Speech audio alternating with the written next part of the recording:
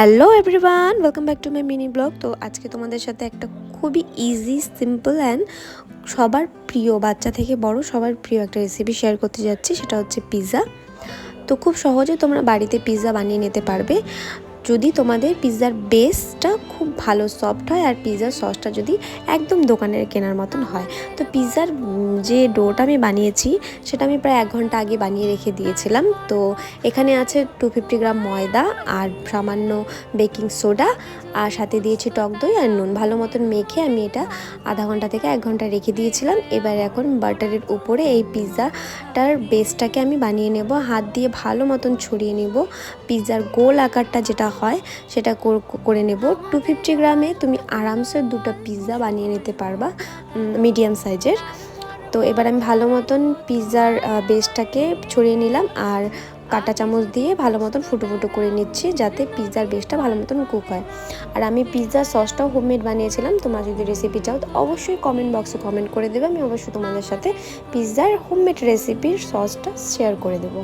তো এবার ভালো মতন পিৎজা সসটাকে আমার পিৎজার বেসের উপরে আমি ছড়িয়ে নিচ্ছি। আর এই পিৎজা সসটা একদম দোকানে কেনার মতনই টেস্ট হয়েছিল। তো এবার আমার কাছে যেই ভেজিটেবল অ্যাভেলেবেল ছিল আমি সেই ভেজিটেবলগুলোই এখানে অ্যাড করে নেব।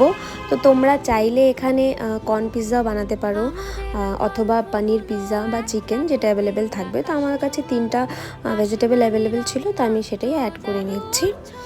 আর আমার 2টো পিৎজা হয়েছিল 250 গ্রামের ময়দাতে। আমি পিৎজা বেসটা একটু পাতলা রেখেছিলাম কারণ এটা বেক করার পর অনেকটা ফুলে যায়। তো এবার আমি সাথে দিয়ে দিব চিজ। আমার কাছে এই চিজটা অ্যাভেলেবেল ছিল, মজরেলা চিজ ছিল না। তোমরা চাইলে মজরেলা চিজ অ্যাড করতে পারো, তাহলে আরও বেশি পিৎজাটা টেস্ট হবে। তো এটাও মোটামুটি ভালোই টেস্ট হয়েছিল। তো আমার 2টো পিৎজা রেডি। এবার আমি মাইক্রোওভেনে বেক করব। আমি মাইক্রোওভেনে 7 মিনিট বেক করেছিলাম। 5 মিনিট করেছিলাম হাই ফ্লেমে আর 2 মিনিট করেছিলাম লো ফ্লেমে। তো এই তো আমার পিৎজা রেডি। পিৎজাটা বেশ টেস্ট হয়েছিল। তো দেখা হচ্ছে অন্য কোনো ব্লগে।